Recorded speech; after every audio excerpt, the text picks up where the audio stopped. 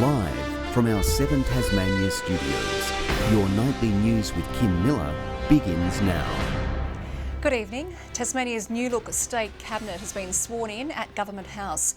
The Premier insists this latest reshuffle is about staying the course, even as visits to see Her Excellency become less of a rarity. Signing on to the toughest task in Tasmania. The office of Minister for Health, so help me God. Guy Barnett and Cabinet colleagues formally accepted their new roles today. Nick Street takes over as tenant of the state's lofty housing goals.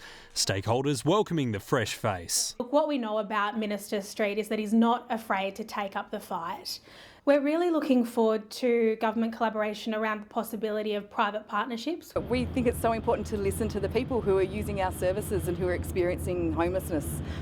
They are the key to finding solutions to this crisis. The Premier's already getting on the tools as State Development and Trade Minister, visiting shipbuilders Incat, meeting with exporters and announcing a new trade advocate in South Korea. 11% of our export markets. It's our third most important in terms of size trading partner. Already a valued customer for our advanced manufacturing businesses. I'm very confident that there's going to be more ships to Korea. In fact, we're negotiating at the moment and have had inquiries for the first electric ship in Korea.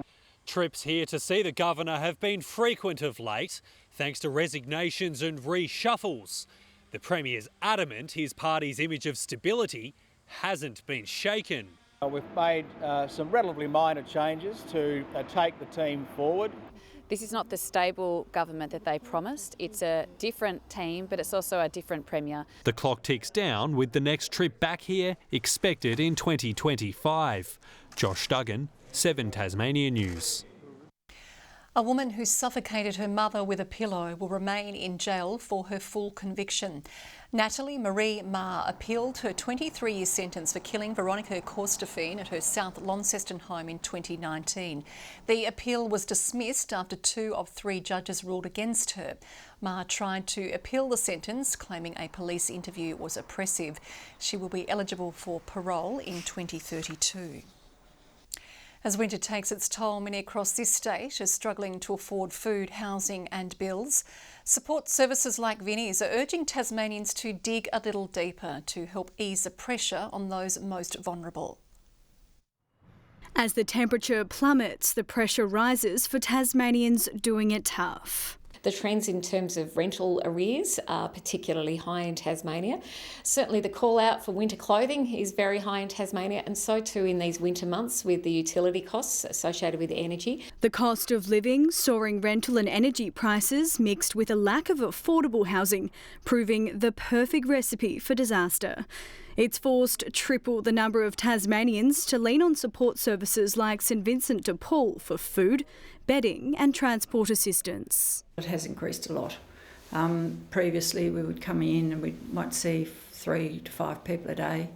Now we're seeing 10, 12, 15 sometimes. Women over the age of 55 are some of the most prevalent. Often they've left the family home, often due to domestic violence, not necessarily with children, the older women, but they've got nowhere to live.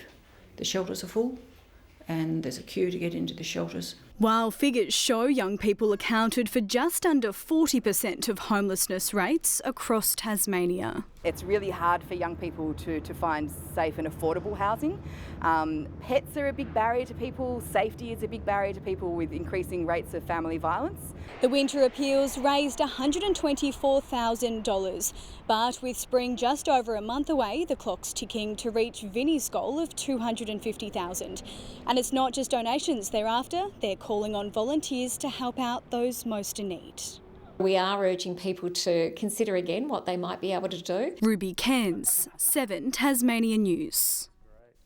Tasmanians are being urged to get serious about shielding their properties from strong winds. An RACT survey found nearly 40% are unprepared or unsure of how to protect their home. The insurer has also recorded a 50% increase in the number of customers making claims in June. Experts say tree branches aren't the only thing that can cause significant damage. Items around the home like garden furniture, trampolines, swing equipment, if there's high winds involved, those things can become quite damaging. Homeowners are advised to secure loose items, clean drains and gutters and prepare an emergency kit. A man left with severe burns to his face and body after pouring accelerant onto a fireplace remains in a critical condition. The 49-year-old was trying to fuel the fire in his Kings Meadows home with 3 children aged between 5 and 17 nearby. 48 hours after the explosion, he remains in the Royal Hobart Hospital where he is stable.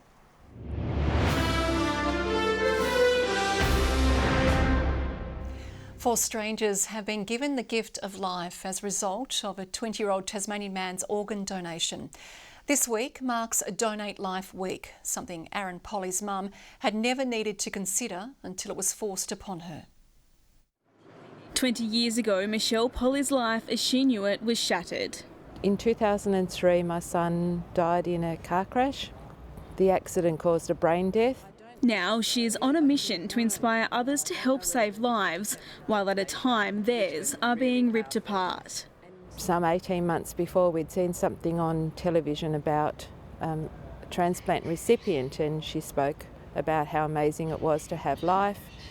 And so at the dinner table we had the conversation, and Aaron said, "I would do that. What good are my organs to me when I'm dead?" That moment making the conversation with a doctor after Aaron's death easier. His organs going on to assist 4 people to live longer lives.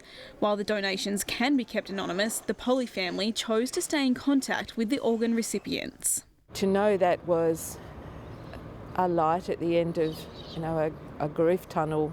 It was some comfort knowing that 4 families didn't have to go through what we had just gone through. Last year, Tasmania had the highest consent rate of the whole nation, with 80% of families saying yes.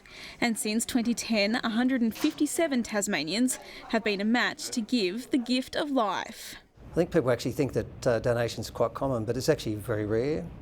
Last year in Australia there's only 454 people that actually did donate, and in Tasmania there's only 18. Sites across the state are this week turning pink. It does initially start that conversation with why is it pink this week, and it is a bit of an icebreaker to do that, because when we look at donating organs and we look at people passing away, it's not an easy conversation. It does give people a second chance at health, really. Talia Jordan, 7 Tasmania News.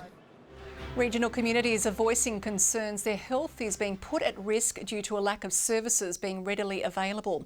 One Tasmanian town is on the front foot, rallying for more vital support to be reinstated. A bustling town once full of allied services, now left with bare bones. We were nearly in a problem. We had no doctors. And a lot of communities are in that situation.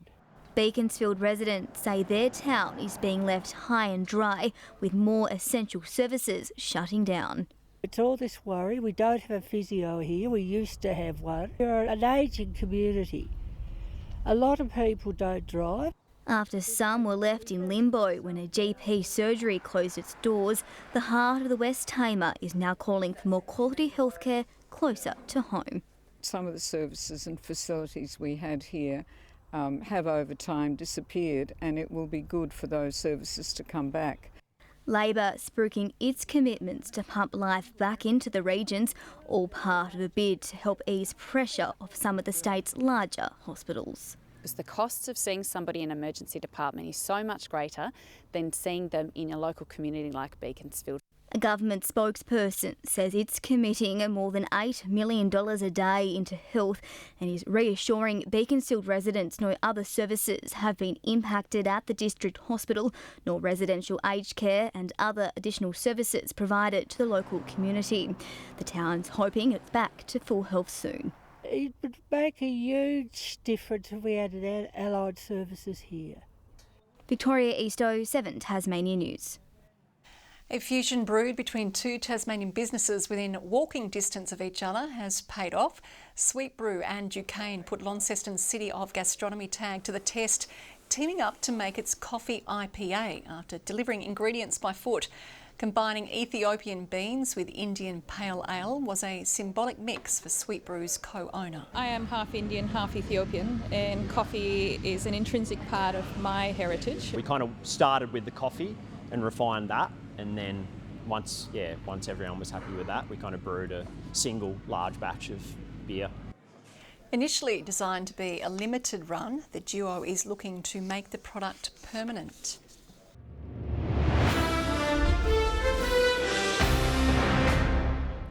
The Hobart Hurricanes bowling stocks have deepened, with the BBL side re-signing Ian Carlisle for the upcoming season.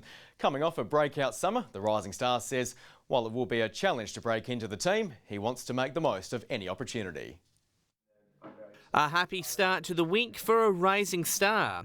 Ian Carlisle's BBL future settled a little earlier this year compared to last. I think I signed my contract last year a couple of days before the end, so it's nice to have it all sorted now and I can plan for my summer a little bit more. While he didn't play in purple, last summer was a stepping stone. Debuting for Tasmania's One Day and Sheffield Shield teams, also winning the Jamie Cox Young Player of the Year award. The national under-19 representative's playing style beginning to mature. Worked on a few slow balls in the last couple of years. I think my planning's relatively good. It's getting a lot better day by day. Hobart is once again loaded with pace options. National T20 players Riley Meredith, Billy Stanlake and Nathan Ellis are likely to lead the way. Coach Jeff Vaughan is confident Carlisle will play this season, with the 23-year-old ready to grab his opportunity. A lot of it will depend on where their availability is at and making sure that my skills are on point and I'm fit and ready to go. Also looking to learn whatever he can from his more experienced teammates. During a net session or during a game or even outside of cricket, just to be able to have a conversation about how they might go about a certain scenario. Carlisle is the 12th player to sign with the Hurricanes. John Hunt, 7 Tasmania News. Matthew Wade has fallen a run shy of a half-century in America's answer to the Big Bash. After belting 3 huge sixes... Wants to go big. Has he got enough? Oh, you betcha. He was caught on 49. His San Francisco side lost to Texas by 3 wickets. Elsewhere, incoming Hobart Hurricanes player Peter Hatzeglu is looking the goods, taking a crucial wicket in the Zim Afro T10 League. Today's minimum temperatures were 1 to 3 degrees above average, with the exception of the north. Hobart and Launceston both 14, Devonport and Burnie 16. Wynyard and St Helens 16, 15 for Friendly Beaches and Bushy Park. The Islands, Low Head, Maria Island and Grove 14, 13 for Strawn and 11 in Lyowini. The satellite shows overcast low-level cloud over the west and parts of Bass Strait today. High cloud about the east, which mostly cleared this afternoon. Low-level cloud about western Tasmania. High cloud lies over WA, south of the Bight, with some cloud passing over the state. A frontal band lies near the southwest of WA, with low cloud about parts of southeastern Australia and northern Queensland. Tomorrow, the strong high pressure system will have moved over southern New South Wales, extending a ridge over much of eastern Australia, with another cold front expected to pass the state. To coastal waters, west to northwesterly winds 15 to 25 knots, although reaching up to 35 knots about the south, 30 knots about the west and far northeast, southwesterly swells up to 5 metres in the west and south. A gale warning continues for the southeast coast and the southwest coast. A strong wind warning is in place for Banks Strait and Franklin Sound, east of Flinders Island, the lower east coast and central west coast. Tomorrow, Hobart and Bothwell expecting cloudy conditions, a shower or 2 and 15 for Geeveston.